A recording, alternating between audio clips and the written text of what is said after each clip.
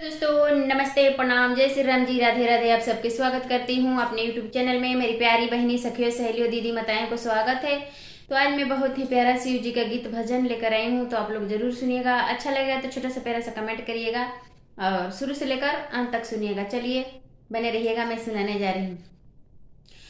काई माना तिल चाउर काई माना धूप है, अरे काई माना गाय के घिउआ से जग होला सुध है। अरे काई माना तिल चाउर काई माना धूप है, अरे काई माना गाय के घिउआ से जग होला सुध है।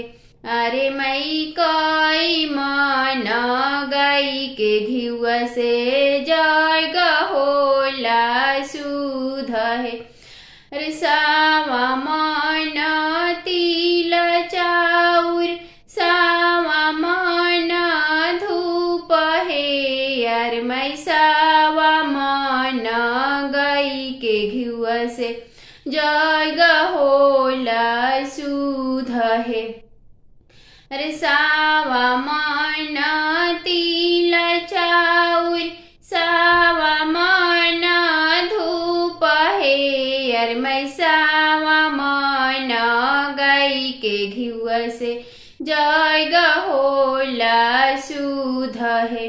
अरे मैं सावा माना गाय के घिउआ से जग होला सुध है। अरे मैं सावा